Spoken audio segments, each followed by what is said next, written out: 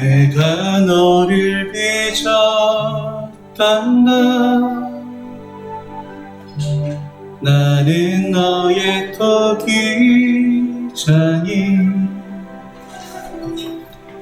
내가 너를 만들면서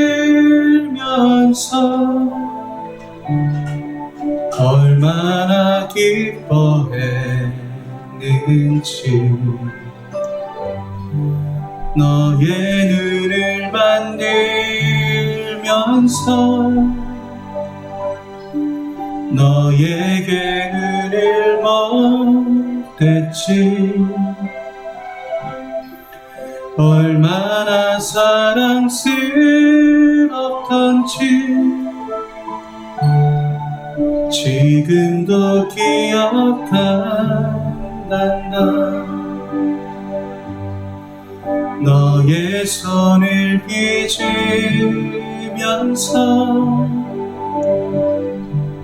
하나하나 세어봤지. 이 세상에 너밖에 없는 지문을 넣어주면서 너의 심장을 빚으며 호흡을 불어넣어줬지. 너의 저 심장 소리를 들은 그날을 잊을 순 없지. 너를 다 빚은 그날에 누구에게 널 맡길지. 한참을 돌아본 후에 너를 보낼 수 있었지. 오늘 내가 널 바라보는 마음은 어떨 것 같니? 나는 널 단 한순간도 사랑치 않은 적 없지. 나는 널 단 한순간도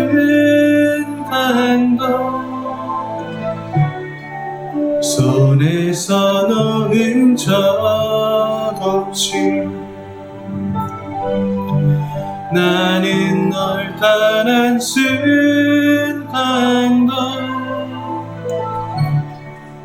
눈에서 뗀 적도 없지. 내가 너를 빚었단다.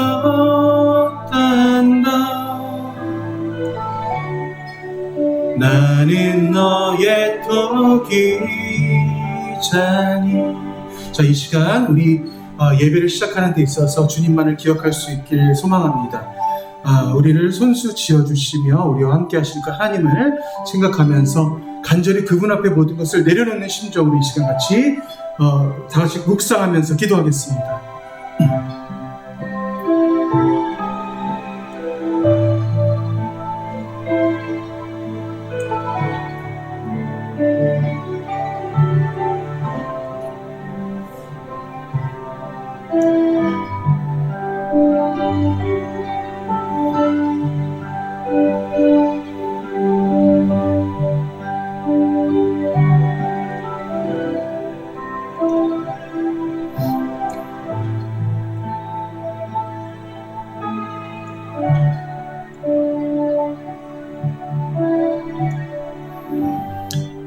하나님 감사합니다. 주님께서 주시는 그 은혜 가운데 살아갈 수 있기를 원합니다. 손수 저희들 하나하나 채워주시며 붙잡아주시며 주님의 형상으로 만들어주심 다시 한번 감사드립니다.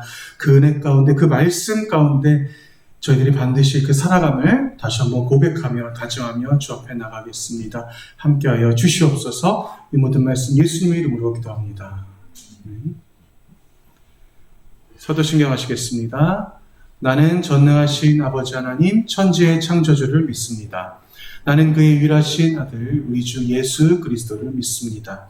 그는 성령으로 잉태되어 동정녀 마리아에게서 나시고 본디오 빌라도에게 고난을 받아 십자가에 못 박혀 죽으시고 장사된 지 사흘 만에 죽은 자 가운데서 다시 살아나셨으며 하늘에 오르시어 전능하신 아버지 하나님 우편에 앉아 계시다가 거기로부터 살아있는 자와 죽은 자를 심판하러 오십니다.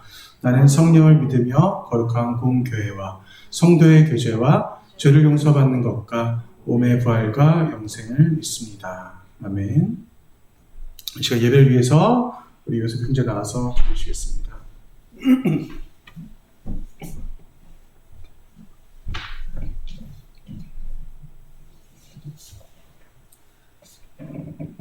한 주 동안 모든 것을 주관하신 하나님 아버지, 한 주 동안 주신 은혜 감사드립니다. 이번 주에는 주님께서 허락하지 않는다면 아무것도 이루지 못한다는 것을 경험했습니다. 주와 저희가 함께 하시기에 하루를 이어나갈 수 있다는 것을 깨달았습니다. 주와 함께 하시는 시간이 더욱 소중하게 느껴집니다. 주께서 주시는 은혜에 감사드립니다. 때로는 고난에 저희는 약해지고 마음이 아플 때 죄를 저질렀습니다. 주여, 세상 앞에 약해지고 죄를 저지르는 나약한 우리의 마음을 고백합니다. 자비로우신 하나님, 용서를 구합니다. 비극과 혼란 속에서도 따뜻한 주님의 마음은 영원하십니다. 예수님의 마음을 하나님 사람들이 깨닫고 주의 사랑 안에서 회복하게 하시고 핍박받고 고통받는 이에게 주님이 함께 하시고 그들의 짐을 덜어주시길 바랍니다. 작은 것에 항상 감사하며 주님을 향한 마음 믿음이 무너지지 않기를 바랍니다. 마지막으로 예배를 끝으로 해외를 떠나시는 전도사님이 주님의 사랑과 축복이 가득하기를 바랍니다. 감사드리며 예수님의 이름으로 기도드립니다. 아멘.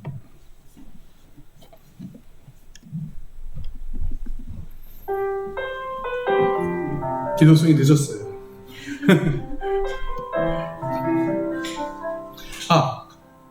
커피 드세요, 여러분들.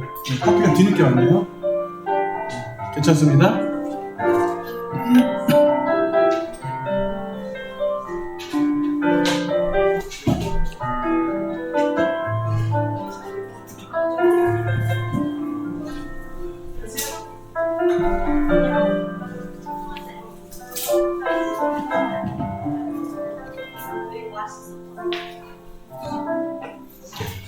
자, 오늘 말씀. 자, 얼른 골라오세요. 자, 다 똑같아. 네. 자, 오늘 말씀 고린도전서 15장 31절 말씀 딱 한 구절이에요. 딱 한 구절. 왜 안 가져왔어? 아니야? 마음에 안 들었나 보다. 그리고 광고 때 말씀드려도 될 텐데, 오늘 사실 예배 끝나고 바로 우리가 좀 식사로 가려고 했는데 이제 뭐 목사님 사모님께서 좀 이렇게 중간에 이렇게 저녁 시간이랑 너무 이제 짧다. 그래서 4시 반 정도에 가자고 하셔서 그렇게 참고를 해주세요. 4시 반 정도에 3번에 소야소로 갈 겁니다. 알겠죠? 네, 그렇게 이제 알고 계시고. 그리고 갑자기 말씀 먼저 읽고 들어갈게요. 이 부분은. 자, 오늘 한 구절입니다. 자, 다 같이 한 목소리로 읽겠습니다. 시작. 형제들아, 내가 그리스도 예수 우리 주 안에서 가진 바 너희에 대한 나의 자랑을 두고 단언하노니 나는 날마다 죽노라. 아멘. 사실 제가 오늘 여러분들에게 마지막 설교를 하면서 어떤 말씀을 드려야 되나 여러 가지 생각을 했는데 이 말씀이 나는 날마다 죽노라라고 하는 이 사도 바울의 고백이 어쩌면 정말 저의 또 고백이 되지 않나라는 생각이 또 듭니다. 근데 공교롭게 제가 이 말씀을 딱 결정을 하고 나서 이번 주에 우리 서경이 할머니를 포함해서 2분이나 돌아가셨어요. 네, 그래서 서경이 할머니 돌아가시고, 그리고 우리 교회 요즘에는 잘 안 나오셨는데 오래전에 나오셨던 홍인의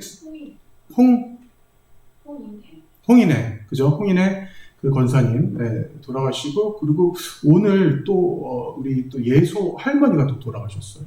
그래서 지금 금방 연락 받아서 지금 또 목사님께서 또 급하게 또 움직이셔야 돼. 내가 사실 이번 주에 엄청 바빴어. 왜냐면 서경이 그 할머니 소식 듣자마자 급하게 그 예배 그 추도 예배 장례 예배 순서지를 만드는데 그냥 또 우리 또 서경이 할머니니까 내가 또 그냥 허투루 만들고 싶지가 않아요. 서경이한테 전화해서 야 할머니 사진 좀 빨리 좀 보내봐. 그래서 할머니 사진 딱 받았는데 너무 감동이었어. 너무 고우신 거야 할머니가. 이런 할머니셨구나. 그래서 거기에서 같이 예배 드리시는 분들이 그 사진 보면서 다들 너무 감탄했다라는 거예요. 예. 그런데 며칠 지나지 않아서 또 우리 교회에도 많은 도움을 주셨던 또 어떤 그 홍 권사님 또 갑자기 또 돌아가시고, 그러면서 목사님께서 그분 같은 경우도 예배 드려줄 사람이 없어서 목사님이 가서 위로 예배, 입관 예배, 발인 예배 3개 예배를 오늘 새벽까지 드렸어요. 예. 근데 오늘 또 하필 또 오늘 또 상이 또 생긴 거예요. 지금 굉장히 좀 급하게 됐고, 저도 지금 계속 예배를 오늘 끝나자마자 그 순서지를 빨리 다시 작성을 해야 될 것 같아요. 네, 그 부분에 있어서. 어쨌거나, 이 사람이라는 것이 공교롭게도 저도 오늘 보세요. 제 오늘 설교 제목이 사명 다한 죽음이에요. 죽음을 주제로, 하필 제가 마지막 설교를 죽음을 주제로 갖고 왔어요. 그런데 어제 여러분 다 아시겠지만 기가 막힌 일이 있었죠. 이태원에서 무려 151명이 죽었습니다. 앞으로 더 죽을 수 있어요. 제가 어제 새벽 2시까지 기사를 계속 끝까지 지켜봤어요. 어제 새벽 2시까지 사망자 2명이었어요. 네. 정말 이 죽음이라는 게 여러분 어떻게 죽느냐가 굉장히 중요한 거예요. 여러분 상상을 해보세요. 여러분이 만약에 여러분이 부모라고 생각을 해봐. 야, 딸이 죽었어. 아니, 딸이 어떻게 죽었어? 할로윈 데이 때 이태원 가서 깔려 죽었어. 이게 말이나 되는 소리냐고. 우리가 여러분들 죽음이라는 것도 어떻게 죽느냐가 굉장히 중요한 거예요. 자, 1700년대 살았던 굉장히 훌륭한 신학자입니다. 이 사람이 22세 때부터 설교를 하기 시작해서 죽을 때까지 굉장히 수많은 설교와 신학자로서 남았던 사람이에요. 이 사람이 했던 얘기입니다. 우리는 우리의 사명이 다하기까지는 죽지 않을 것이다. 저는 이 말을 너무너무 좋아했어요. 저는 20대 때부터 저는 이 말을 너무 좋아했어요. 그래서 제가 죽음에 대한 두려움이 없어요. 왜? 하나님이 날 쓰실 거라는 건 반드시 알기 때문에 그래요. 저는 올해 6월 전까지만 하더라도 제가 캐나다 갈 거라고 생각도 못했어요. 네. 근데 하지만 제가 결정을 하고, 참고로 제가 가려고 하는 대학은 캐나다에 있는 맥길 대학교입니다. 이 맥길 대를 통해서 거기서 신학학부를 하고, 그리고 석사과정을 마치고 목사 안수를 받은 다음에 그 다음에 다시 박사과정까지 가는 게 제 목표예요. 언제든 여러분 놀러 오시면 제가 융숭하게 대접해드리겠습니다. 네. 정말이에요. 정말 진심이에요. 진심. 제가 정말 어제 잠이 안 오더라고요. 제가 여러분들과 참 이게 헤어질 생각을 하니까, 오늘 사실 그래서 예배 때도 참, 마음이 좀 울적했어요. 그래서 제가 가장, 오래 사역했던 교회이면서, 그리고 제가 처음 목사님과 그 면접을 보는 그 날부터, 나 이 교회 꼭 오고 싶다라는 생각을 가졌거든요. 우리 목사님 정말 인격적으로 너무 훌륭하신 분이세요. 제가 여러분에게 설명드렸을 거예요. 처음 만난 사역자 손을 붙잡고 면접이 다 끝난 다음에, 1시간 동안 면접이 다 끝난 다음에 처음 볼 그 사역자 제 손을 붙잡고 기도를 해주시는데 저는 그때 너무 감동이었거든요. 네. 내가 이 교회에서 꼭 일하고 싶다 뿐만이 아니라 이거는 하나님의 계획이십니다라는 저는 그 생각이 조금도 의심하지 않았습니다. 그런 데 있어서 제가 이 사명, 주님이 주신 사명 다할 때까지 저는 하나님께서 저의 생명을 쉽게 앗아가지 않으리라 생각해요. 설사 제가 내일 죽는다 하더라도 그건 또한 하나님께서 저에게 주신 사명이자 은혜라고 저는 생각을 합니다. 다시 말씀드리지만 여러분, 제가 좀 아까 교회 사무실에서 기사 발췌했어요. 할로윈 참사 149명 사망했죠? 아니에요. 2명 더 죽었어요. 151명 사망이에요. 기가 막힌 일이죠. 여러분, 잠깐만 볼게요. 이런 끔찍한 참사가 벌어진 곳은 이태원 해밀턴 호텔 옆에 있는 골목입니다. 좁고 경사진 골목이 움직일 수가 없어요. 혹시 우리 청년 중에 한 명 저기 가 있을까봐 조마조마했어. 누군가 넘어진 뒤 연쇄적으로 벽벽이 쌓이면서 참사가 벌어진 곳으로 지금 현재는 추정되고 있습니다. 유덕기 기자입니다. 어젯밤 이태원 해밀턴 호텔역 좁은 골목길, 고통을 호소하는 격격이 쌓인 사람들이 해밀턴 호텔 가보셨나요? 저쪽에 굉장히 복잡해요. 평일날도 엄청 복잡한 곳이에요. 있는 여성을 빼내려 힘껏 팔을 사람이 쌓여 있어요. 맨 밑에 있는 여성 빼내려고 하는데 이미 앞살에 죽었을 거예요. 길이는 40m쯤 되는 좁고 경사까지 진 골목길인데 할로윈을 즐기려는 사람들이 한꺼번에 몰려 움직일 수도 없는 상황이었습니다. 이때 누군가 넘어지자 도미노처럼 겹겹이 쌓이며 사람들이 앞으로 넘어졌고 사람들이 좁은 골목에 다 몰려있다 보니까 원래 빠져나가야 되는데 굉장히 운 좋은 살아있는 사람이죠. 경찰 추산 10만 명이 모였습니다. 이태원에. 기가 막힌 일이에요. 이를 모르는 인파가 계속해 좁은 골목길로 밀려 들어오면서 참사가 자, 현장에서 사고 나기 직전에 일반인이 찍은 영상 하나 보여드릴게요. 일반인이 사고 나기 직전에 찍은 영상이에요. 카메라 들고 있는데 꼼짝도 못하고 있죠, 지금. 근데 잘 들어봐요. 살려주세요. 그렇죠. 쓰러지기 전인데 이미 아직 이 상황에서도 죽을 것 같은 거야.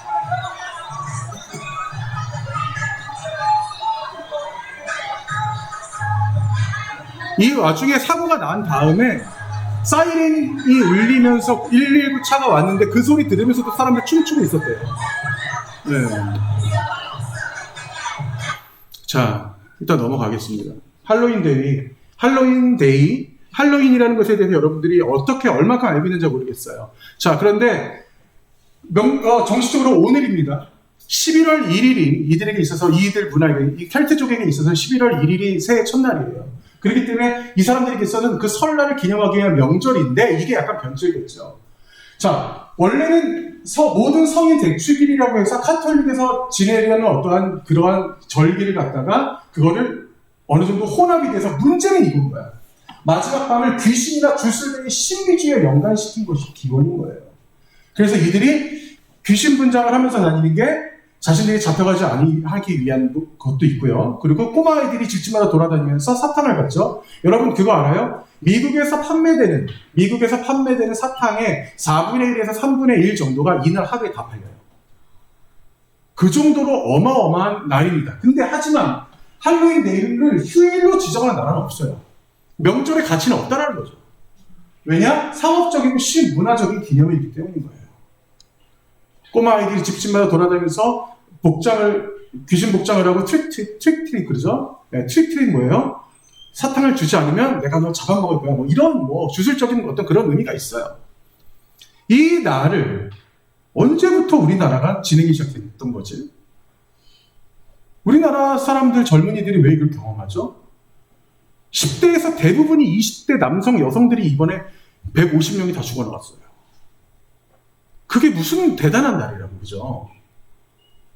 저는 그래요. 외국 문화를 받아들여서 우리가 그거를 즐겁게 즐기는 거 좋아. 거기까지 좋다 이거야. 그런데 하지만 어떠한 이러한 주술적인, 영적인 의미가 있는 것에 대해서는 특히 기독교인들은 좀 조심해야 되지 않나라는 생각을 하는 거예요. 여러분, 일부 교회에서는 아니면 일부 유치원들은 특히 더 많이 하죠. 이 할로윈 데이를 또 우스꽝스럽게 만들어서 호박을 가지고 이렇게 꾸민다거나 이런 것들을 교회에서도 하는 데가 있어요. 말도 안 되는 짓입니다, 여러분. 네. 이 문화 자체가 참 안타깝게도 151명이라는 사람이 그 어마어마한 지금 여러분 세월호 사태 이후 정말 우리나라 세월호 사태 이후 최대 사건이에요. 서울 한복판에서 사람이 깔려 죽어. 근데 그게 무슨 날이야? 할로윈데이예요. 기가 막힌 일인 거예요. 저는 이거는 어떤 면에서는 어떤 하나님의 섭리하심이 참 그 안에 들어가 있는 게 아닌가라는 생각이 들기도 합니다. 물론 죽은 사람은 안타깝죠. 악은요, 여러분 반드시 악을 쫓아갑니다. 여러분 그거 알아야 돼요. 악은요 반드시 악을 쫓아가요. 하나 더 사례 보여드릴까요? 이거 보세요. 여러분 조주빈이라고 엠번방 사건의 조주빈 아시죠? 그죠? 이 조주빈 어떤 친구예요? 텔레그램을 통해서 실제로 청소년 여자아이들을 데려다가 성매매하고 성착취하고 그리고 그 성 관련된 영상을 찍어서 그거를 비싼 돈 받고 배포했던 그 주범이에요. 조주빈. 그죠? 이 사람이 제가 알기로는 이 친구가 20대 뭐 초중반인가 그런데 형량을 30년 넘게 받았어요. 예. 근데 이 친구가 이 기사 보실래요? 이거 10월 28일 기사예요. 엊그저께 거야. 이은혜에게 편지를 썼대. 이은혜 누군지 아시죠? 자기 남편을 물에 빠뜨려서 그 조직적으로 자기 내연남과 같이 죽여버린 그 여자. 근데 실질적으로 어제도 기사 나왔죠. 실질적으로 자신과 결혼한 남자에게 돈만 빼앗고 같이 산 날은 하루도 안 된다고. 다 다른 남자만 살았어요. 근데 이 여인에게 조주빈이 편지를 보냈대. 뭐라고 그런 줄 알아요? 별것도 아니야. 별것도 아닌데 이 여자를 옹호하면서 당신 검사한테 쓸데없는 신문하지 말라고. 모든 것을 다 얘기하지 말라. 뭐 이런 식의 편지를 썼다라는 거예요. 기가 막히죠. 만약에 조주빈이라는 사람이 감옥에 가서 그 사람이 개가천선했다면 우리 편지를 쓸 이유도 없겠지만 편지를 쓴다면 나는 여기 와서 새 사람이 되었다. 너도 벌을 달게 받아라 라고 얘기하는 게 정상 아니야? 오히려 이 여인에게 한다는 소리가 검사에게 가서 쓸데없는 소리 하지 말라고. 여러분, 악은요 반드시 악을 따라가요. 근데 그 악이라는 게 그게 무서운 게 뭐냐면 선은 악으로 가지 않아. 근데 악은 악으로만 가는 게 아니다. 악은 선으로도 가요. 그렇기 때문에 우리가 살면서 항상 유혹당하고 미혹당하는 겁니다. 그렇기 때문에 제가 초반에도 말씀드렸지만 우리의 죽음이 안타까운 죽음이 돼서는 안 되는 거예요. 저런 내 딸 할로윈데이 가서 깔려 죽었어가 되면 안 된다라는 거예요. 아까 조지 휘필드가 말했던 제가 이분을 제가 존경하는 이유 중에 또 하나는 뭐냐면요. 이분이 나라 방방 곳곳을 돌아다니면서 설교하다가 쓰러져 죽었어요. 저는 개인적으로 그래요. 제가 여러분들에게 어떻게 보면 오늘 마지막 설교이지만 우리 목사님 오늘 좀 아까 그러시더라고요. 아까도 그러셨지만 어른들 계실 때 그랬지만 다시 우리 한전도사 다시 올 거라고 그러면서 5, 6년 뒤에 다시 올 거라고 막 그러시면서 그 어르신들한테 얘기를 하시더라고요. 저도 다시 오면 너무 좋죠. 너무 감사하죠. 네. 이 조지 필드가 그렇게 죽은 죽음이 제가 부러운 건 뭐냐면요. 사람은요, 태어나는 것도 쉬운 일이 아니지만 내가 어떻게 죽냐도 너무나 중요한 거예요. 네. 내가 캐나다에 가든 내가 어디 한국에 있든 어디 아프리카를 가든 나도 반드시 주님의 일 하다 죽겠다라는 생각이 저도 정말 지금도 투철합니다. 그리고 주님께서 저를 더 그렇게 공부하게 더 만드세요. 정말 주님의 일 하다가 죽고 싶어요. 예수님께서 제자들에게 이런 말을 하십니다.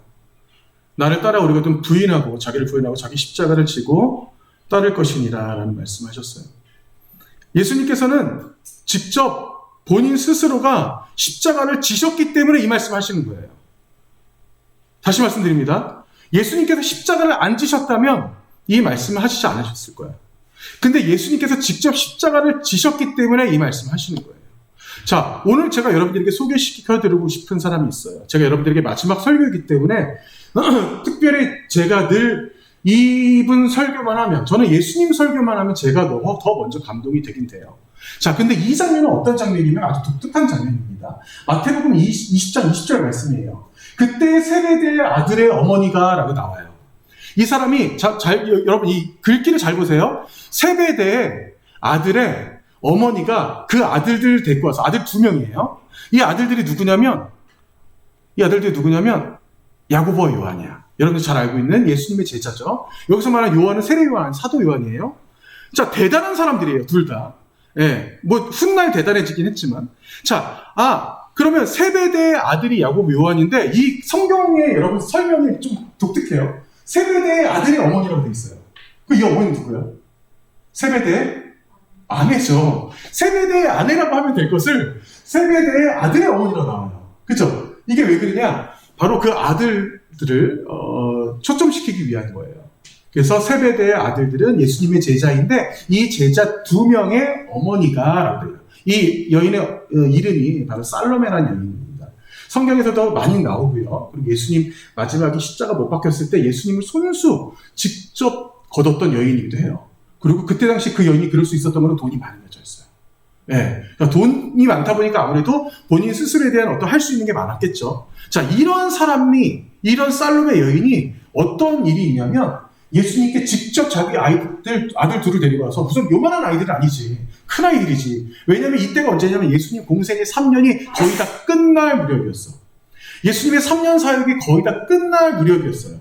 그럴 때 예수님이 어떤 말을 했어. 어떤 말을 하니까 갑자기 이 여인이 그 말을 듣고 두 아들을 데리고 와서 이렇게 얘기를 합니다. 청탁을 하는 장면이에요. 여러분 잘 보세요. 예수께서 이르시되 무엇을 원하느냐 이르되 나의 두 아들을 주의 나라에서 하나는 주의 우편에 하나는 주의 좌편에 앉게 명하소서라고 얘기를 합니다. 자, 청탁을 하는 장면이에요. 이 어머니가 뭘 청탁했냐? 여기서 말하는 주의 나라라는 것은 예수님이 생각하는 나라와 이 여인이 생각하는 나라가 달랐어요. 이 여인이 생각하는 나라는 말 그대로 국가를 말하는 겁니다. 이때 당시에 이스라엘이 어땠어요? 로마의 압제를 당하고 있었죠. 로마는 제가 손가락으로 표현할게요. 이스라엘 땅이 요만해요, 여러분. 이스라엘 땅이 요만한데 로마의 영토는 이만했어요. 이 로마를 어떻게 이겨? 근데 이길 수 있다고 생각을 했어. 왜?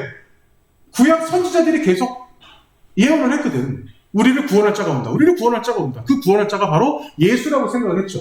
그렇기 때문에 이 여인은 뭐라고 생각했냐? 당신이 로마를 무찌르고 세우는 그 나라에서 제 아들 하나는 국무총리에, 하나는 좀 뭐 장관 정도? 뭐 그 정도 자리에 좀 앉혀주십시오 라고 하는 청탁을 하고 있는 장면이에요. 예. 자, 그런데 여러분 보세요. 제가 금방 말씀드렸죠. 20장 20절을 우리가 읽기 전에 20장 18절로 돌아가야 돼요. 왜? 예수님이 뭐라고 하셨는지 알아요? 예수님이 하신 말씀에 대해서 어떻게 저런 말을 할 수 있을까라는 생각이 나와요. 제가 돌아가겠습니다. 예수님이 하신 말씀이에요. 보라, 우리가 예루살렘으로 올라가노니, 예수님이 드디어 3년 사역을 마치고 예루살렘 성으로 직접 가는 장면입니다. 인자가 내가 대제사장들과 서기관들에게 넘겨지매 그들이 나를 죽이기로 결의했다. 자, 20절 보세요. 19절 보세요. 이방인들에게 넘겨주어 그를 조롱하며, 여기서 그는 본인을 얘기하는 거죠. 조롱하며 채찍질하며 십자가에 못 박혀 할 것이나 제3일에 살아나리라. 예수님께서 본인 스스로의 앞으로 일주일 뒤에 일어날 일을 직접 예언하신 거예요.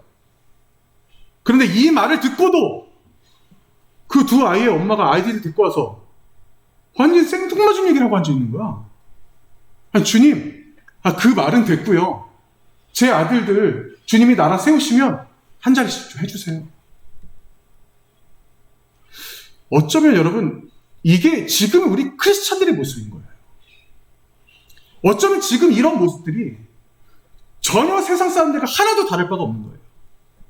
네. 주의 나라에 대해서 관심이 없는 거야. 지금 여기서 내가 어떻게 먹고 잘 살고 어떻게 사냐가 중요한 것이지.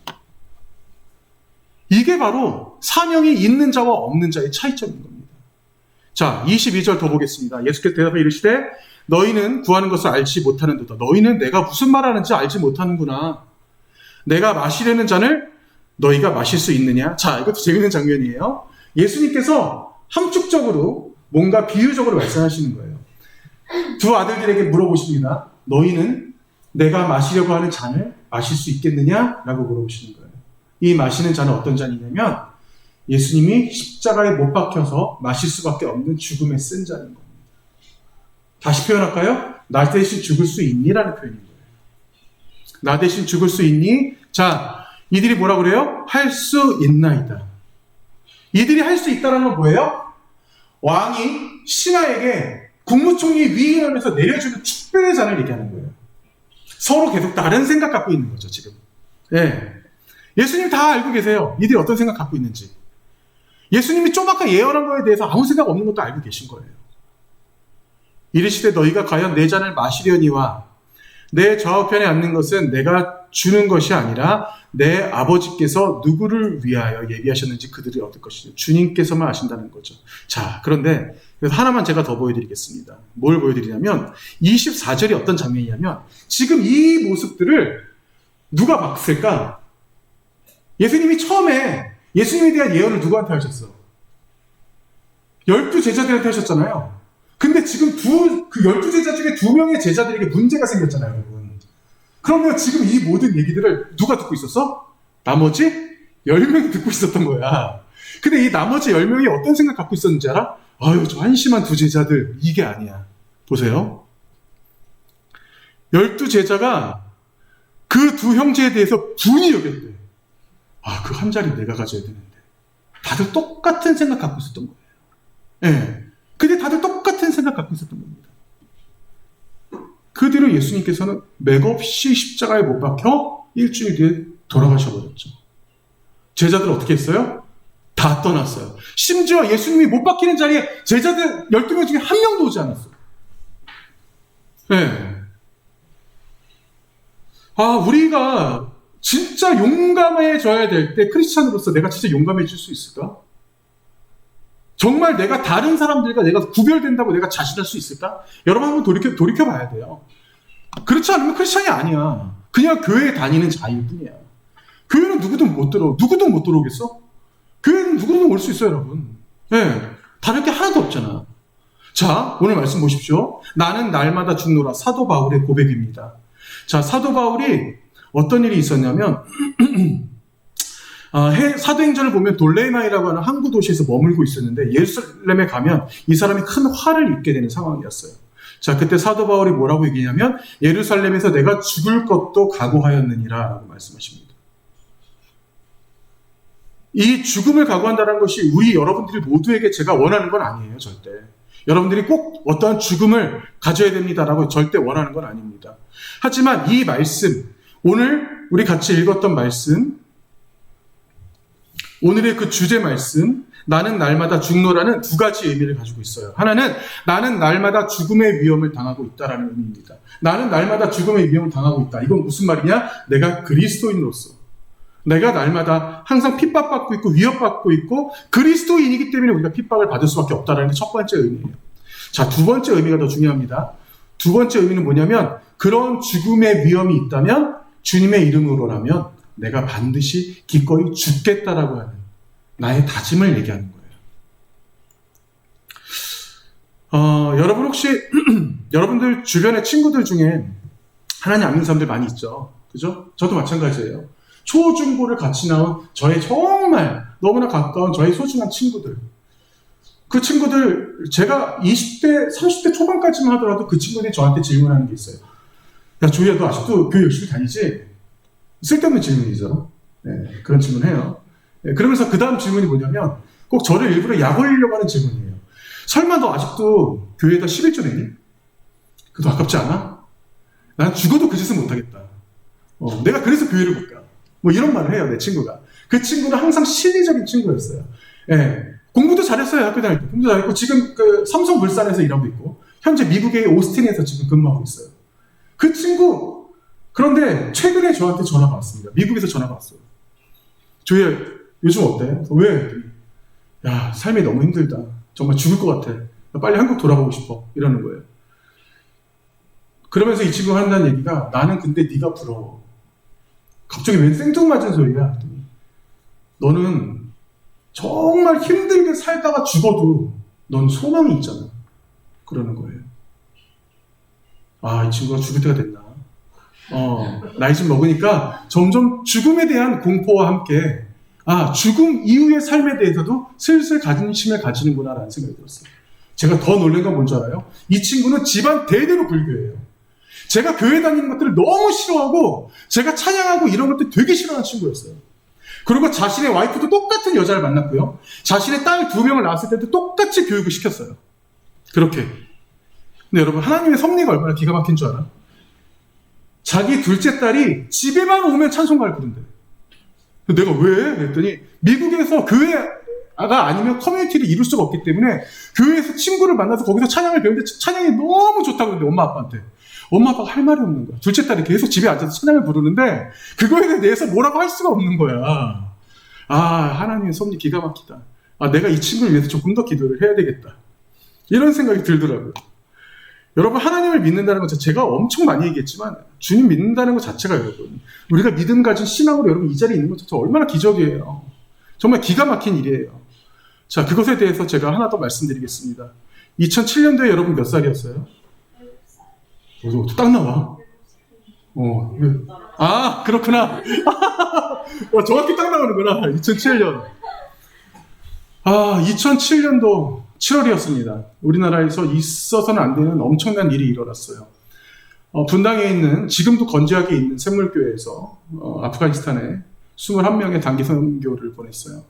근데 이 21명의 단기 선교를 보낸 이 일반인 그 형제 자매들이 거기 가서 탈레반에게 잡혀서 2명이 목숨을 당합니다. 네, 그 사건이 바로 이 사건이에요. 이들이 가지 말라고 했던, 나라에서도 금기했던 아프가니스탄에 가서 거기서 2명의 한 명은 목사님이세요. 한 명은 목사님이고 한 명은 일반 청년. 이 두 분이 거기서 목숨을 당하고 오면서 기독교가 엄청 힘들어져요. 이때 당시엔 쿠웨이트, 아프가니스탄, 중동 지방을 비롯한 그 위험한 나라라고 하는 터키도 포함돼요. 그쪽의 나라에 있는 수많은 선교사들이 한국으로 들어올 수밖에 없었습니다. 너무나는 핍박을 받았고, 솔직히 말하면 저도 욕했어요. 저 사람들을. 왜 가지 말라는 나라를 저렇게 굽고 가서 왜 기독교를 좀먹을까? 왜 우리를 더 힘들게 만들까? 왜 하나님을 믿지도 않는 사람들에게 저렇게 욕을 먹게 만들까? 저도 저들을 엄청 욕했어요. 저 때는.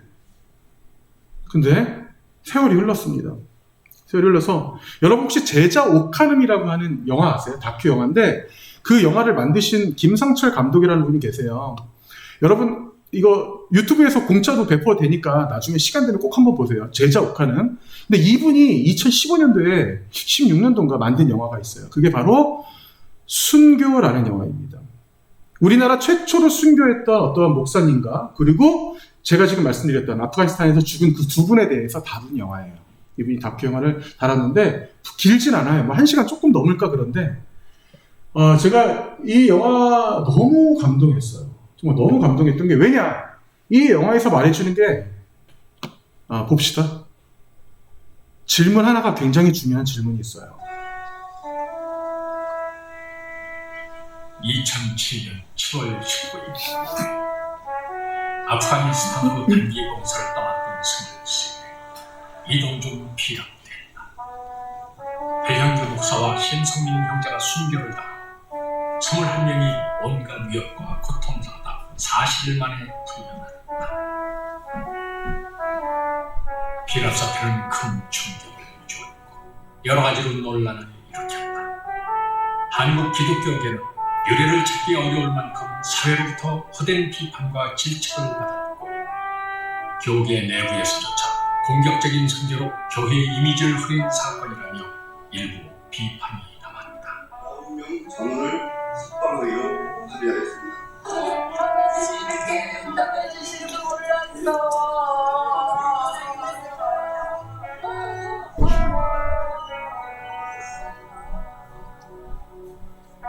이 일로 인하여 아프가니스탄에서 철수해야만 했던 선교사들도 있었고, 많은 선교사들의 사역이 위축되기도 했다. 이 영화는 공개하진 않았어요. 저기 전화해서 받을 수는 있어요. 꼭 봤으면 좋겠어요, 여러분들. 나중에라도.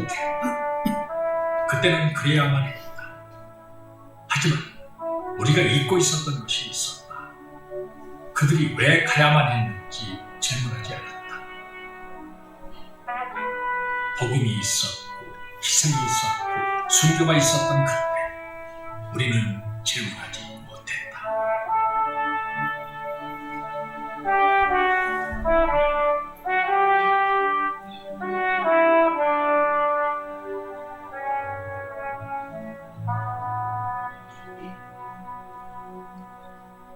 저는 제 비문에 저는 이런 글이 적혔으면 좋겠습니다.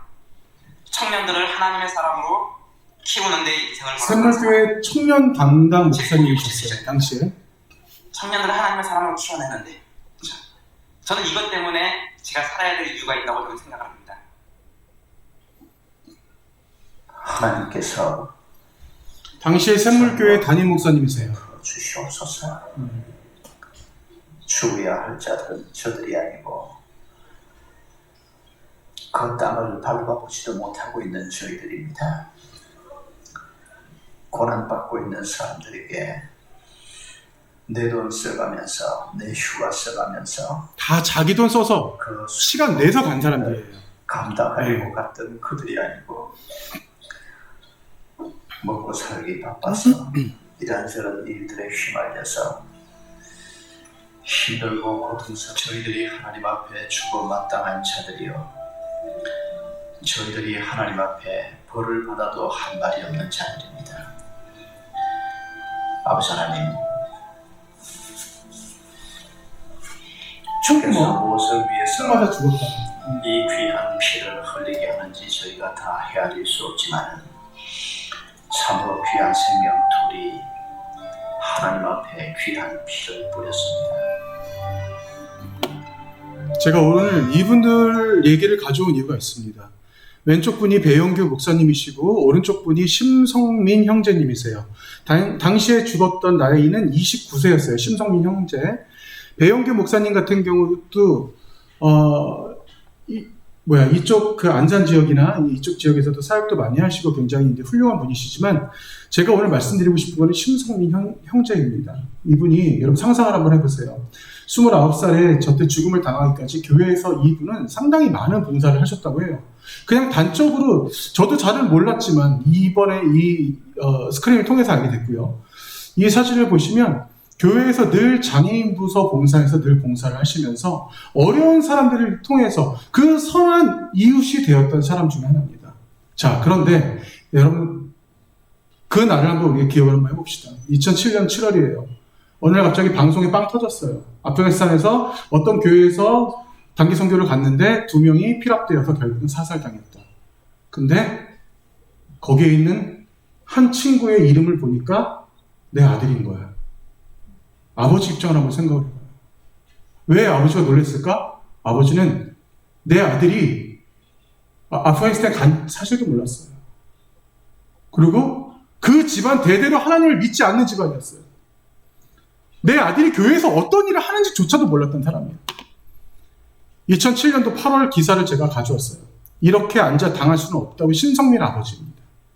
심성민 형제 아버지예요. 얼마나 원통이 있겠어. 내 아들이 어디 갔는지도 몰랐는데 거기서 말도 안 되게 총 맞아 죽고 왔어. 그 죽음 얼마나 비참해요. 네. 정말 할로윈데이 때 나가서 죽은 그 친구들만큼이나 그 부모들이 정말 기가 막힌 일일 거야. 그런데 이 친구는 그 사람들이랑은 다르죠. 뭐가 달라요? 그 친구가 거기에 왜 그렇게 가야만 했냐는 거예요. 이 아버지가요, 엄청 원통하고 분해서 매일같이 이 교회를 찾아가서 장로님들, 재직자들, 거기 부목사들, 담임목사 붙잡고 늘어줍니다. 내 아들 살려내라고. 가만두지 않겠다고, 내가 너네들. 이 아버지 심정을 여러분 한번 보세요. 얼마나 가슴이 아프겠어요. 얼마나 괴롭겠냐고. 그런데 기가 막힌 일이 일어납니다. 여러분, 어떤 일이 일어난 줄 아세요? 그 교회에서 난리를 치는 이 아버지를 바라보면서 어떤 장로님이, 그 교회 장로님이 어떤 일을 권해요. 우리 교회에 매년마다 캄보디아로 단기 선교를 갑니다. 아니, 사람 속 뒤집을 일이 있어? 단기 선교 얘기를 왜 해? 거기에 성민이가 매년 가서 봉사를 했어요.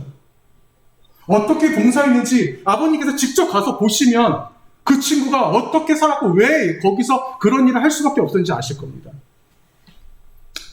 아버님이 잠시 고민하다가 정말로 떠나요. 캄보디아로. 네. 캄보디아로 떠나서 거기서 이 샘물교회에 수많은 사람들이 거기에서 정말 신발도 없이, 지금 21세기에 신발도 없이 다니는 그 캄보디아 아이들을 다 보듬고 씻고 먹이고 입히고 그들을 위해서 선교하며 그들을 위해서 봉사하며 그들에게 말씀 전하는 그 모습들을 직접 다 보여줍니다. 그러고 보면서 이 아버지가 완전히 뒤집어지고 눈물을 흘리면서 회개를 해요. 그 자리에서. 역사가 일어나는 거예요. 내 아들이 수년 동안 여기서 이렇게 일을 했구나. 근데 왜? 나를 대신해서 죽은 예수 그리스도 때문이라는 걸 그때 그 사실을 알게 되는 거예요. 이 아버지가 완전히 변했어요. 그리고 주님 곁으로 돌아오고 정말 눈물 뿌리면서 기도합니다. 그럼 어떤 일이 벌어진 줄 알아요? 이 성민이의 아버지만이 아니라 어머니도 변해요. 성민이의 동생도 변해요. 성민이 동생의 와이프도 주님 곁으로 와서 오로지 주님만 아는 똘똘 뭉치는 가정으로 완전히 변화되는 역사가 일어나요. 그의 죽음은 안타깝지만 하나님의 역사는 기가 막힌 거예요. 2000년 전에 십자가에 못 박히신 그분은 왜 못 박혔어요? 우리를 위해서 나를 대신해서입니다. 정말 우리를 위해서가 아니라 나 때문에 십자가에 못 박히신 그 사실을 이들이 명확하게 인지했던 거예요. 정말 이 교회 가서 난리를 치면서 가만 안 두겠다고 했던 이 아버지가 저렇게까지 변하면서 주님을 만난 사건이 얼마나 기가 막혀요.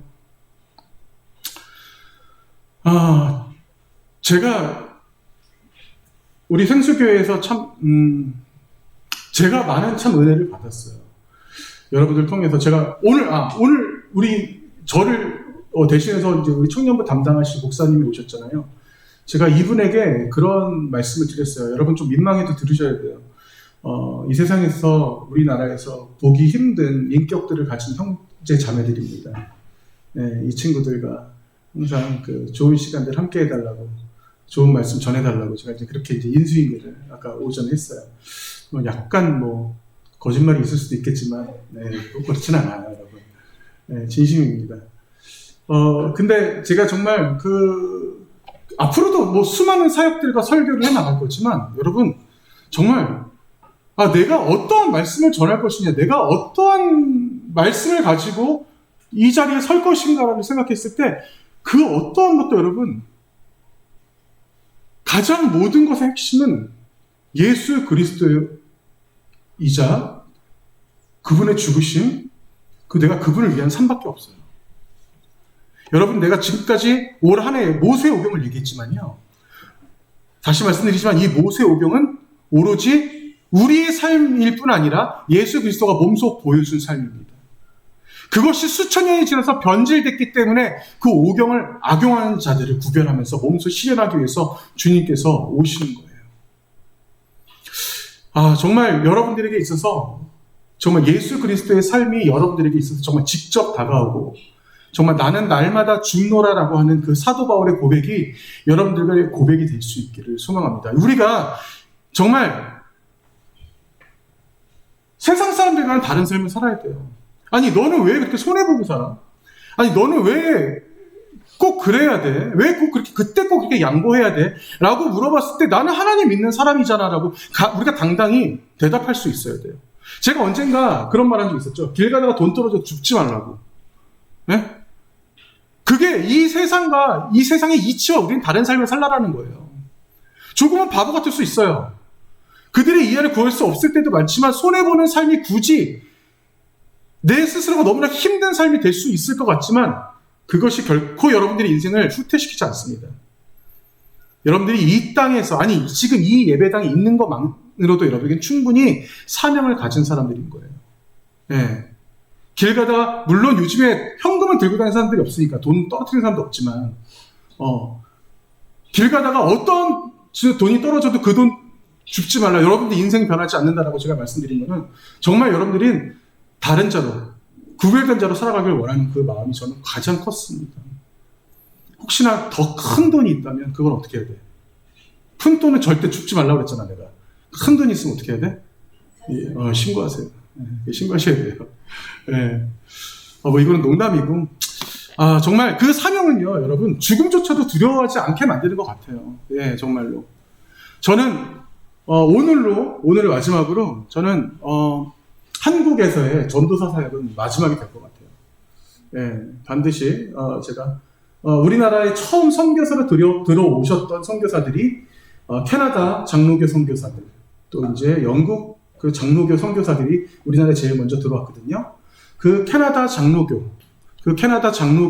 소속되어 있는 목사 안수를 받기 위해서 저는 공부하러 가는 겁니다. 어떻게 보면 우리나라에 최초로 들어왔던 그 선교사들의 그 이제 줄기를 따라간다고 해도 과언이 아니고요. 그리고 제가 보수 신학을 하는 것은 진보적일 수 있고 조금 더 영어로 하자면 좀 더 리버럴한, 좀 더 자유로운 신학을 할 수도 있겠지만 이왕이면 더 성경적이고 보수적인 신학을 통해서 하나님을 찾아가고 싶었어요. 다른 말로 한다면 성경에 있는 모든 말을 고스란히 다 믿고 싶었어요. 거기 있는 말을 불기둥, 구름기둥은 다 거짓말이야 라고 말하는 그런 신학자들, 꼭 내가 평생 100년도 못 사는데 그렇게 살아야 돼? 라는 생각이 전 들더라고요. 예. 그냥 고스란히 저는 다 하나님 말씀, 성경에 있는 말씀 그대로 다 믿고 그거 실천하고 여러분들의 삶을 반드시 제가 응원하면서 기도하겠습니다. 그리고 언젠가 제가 또 다시 이 교회에 와도 꼭 기쁘게 받아주시고 함께 해주시길 또 소망합니다. 우리 새로 오실 목사님을 원래는 오늘 좀 소개를 해드릴까 했는데 이따가 식사할 때 만나실 것 같아요. 네, 그때 잠깐 만나셔도 되고, 우리 셀리더들한테는 말씀드렸지만, 소건석 강도사님의 소개로 오셨어요. 소개로 오셔서 같이 뭐 신학 공부를 하셨던 것 같기도 하고, 아까 뒤에도 보신 분 계시죠? 좀 봤죠? 네, 거의 다 봤구나. 네. 대충, 나이는 저보다 2살 많아요. 그분이. 2살 많아서, 40한 6살? 그 정도 될 것 같은데. 왜 그런 거야? 근데 어쨌거나, 그러니까, 그래서 다른 곳에서 이제, 사역도 이제 많이 하시긴 하셨지만, 또 어떠한 메시지를 전해줄지 잘 모르겠어요. 근데 여러분들에게 정말 좋은 영향력을 주시는 분이 될 수 있기를 저 또한도 기도하겠습니다. 자, 그러면, 잠깐 기도할까요? 찬양할까요? 예수 닮기를 저와 여러분들의 고백이 될 수 있길 소망합니다.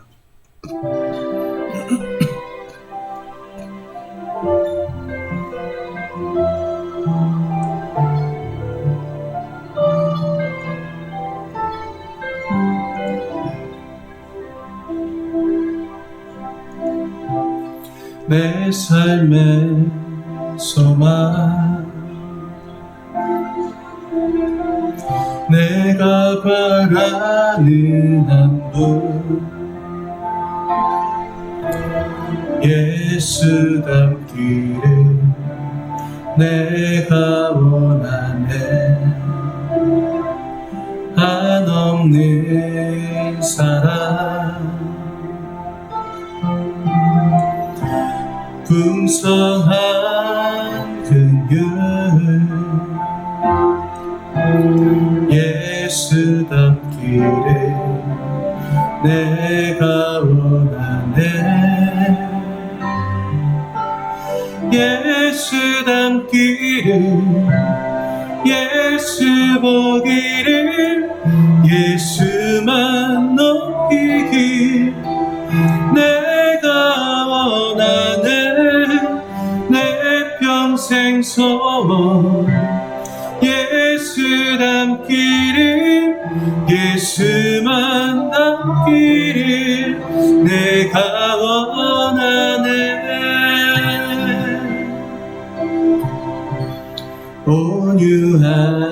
온유하시고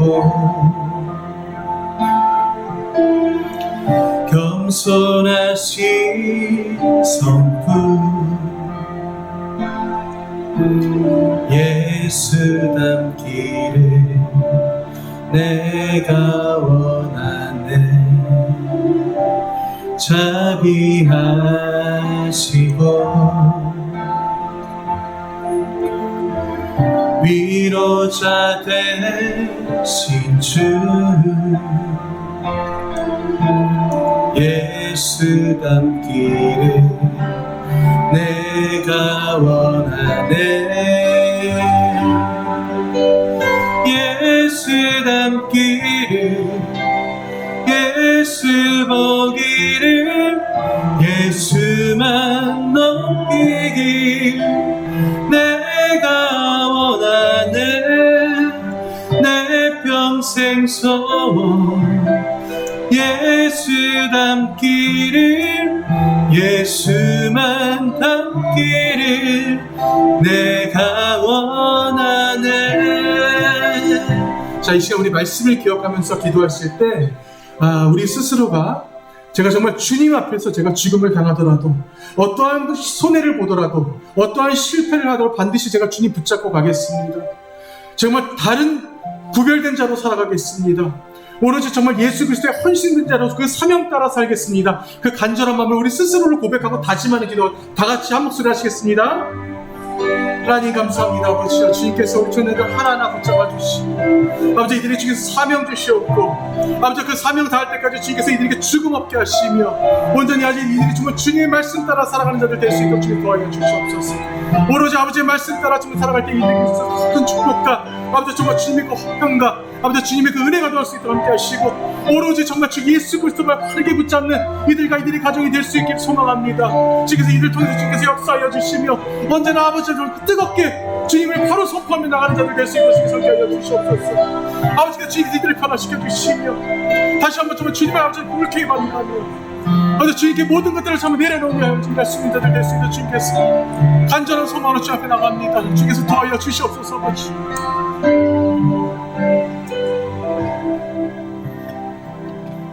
하나님 감사합니다. 아버지 주님께서 주시는 그 말씀 따라 살길 원합니다. 주님 그 말씀 안에 있을 때, 주님의 그 주시는 그 명령 안에 있을 때 저희들이 늘 화평함을 얻으며 저희들이 어디서 무엇을 하든 간에 다 하나의 공동체임을 믿고 있습니다. 아버지 이들에게 사명 주시옵소서. 이들이 살아가는 데 있어서 주님께서 직접 명령하여 주시며 직접 그 길들을 인도하시며 어떠한 길을 가더라도 반드시 주님 앞에서 그 감당하는 마음으로 이들이 나설 수 있도록 도와여 주시옵소서. 조금의 두려움도 없게 하시고 조금도 어려움이 없게 하시고 어떠한 환난과 고난이 있을지라도 주님 안에서 기쁨으로 이겨낼 수 있는 우리 청년들 될 수 있도록 주님께서 함께하여 주시옵소서. 늘 주님만을 바라봅니다. 언제나 저희들 주님께 그 기뻐하는 그 찬양을 올려드립니다. 아버지 이들 하나하나 주님께서 기억하시며 저희들 더욱더 그 뜨거운 마음을 가지고 더 간절한 마음을 가지고 저희 평생을 주님께 고백하며 나가는 우리 청년들 될 수 있길 소망합니다. 아버지 이들이 가는 그 발걸음마다 인도하시고 함께하시고 동행하시며 주님이 보내는 것이 아니라 주님이 이 세상에 그 사명을 가지고 이들을 떠나 보내는 것이 아니라 주님이 동행하심을 믿습니다. 주님이 함께 걸어가심을 믿고 알고 있습니다. 아버지 도와여 주시옵소서. 함께하여 주시옵소서. 이들 세상 끝날까지 우리 청년들 하나하나 붙잡아 주시옵소서. 예수님의 이름으로 기도합니다. 아멘. 다 같이 주기도문 하시겠습니다. 하늘에 계신 우리 아버지, 아버지의 이름을 거룩하게 하시며 아버지의 나라가 오게 하시며 아버지의 뜻이 하늘에서와 같이 땅에서도 이루어지게 하소서.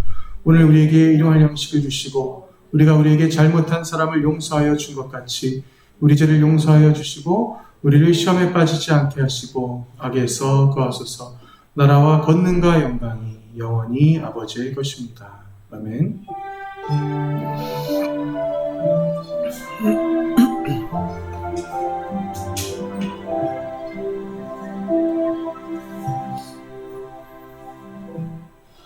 자, 다시 말씀드리지만 4시 반 정도에 일단 목사님께서 출발하자고 하시니까 일단 예배 끝나는 밑에 1층 상황 봐서 다시 우리 말씀드릴게요. 또 여러분들은 한 곳에 계세요. 너무 멀리 가지 마시고 미리 가서 드시지 마시고 일단 한 곳에 계시고 그리고 가서 식사 끝나고 다시 일로 돌아와서 누리다에서 같이 커피 한잔 할게요.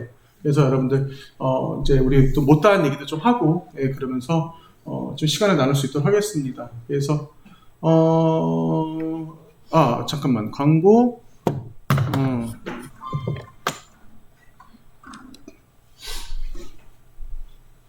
자 예. 이게 한 번에 바뀌네요.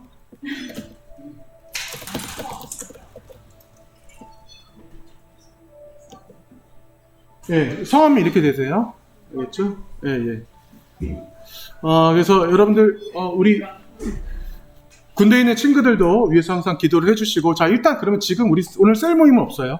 자, 일단 마무리하고, 여기 좀 정리 좀 하고, 그 다음에 좀 잠깐 상황 좀 보겠습니다. 네.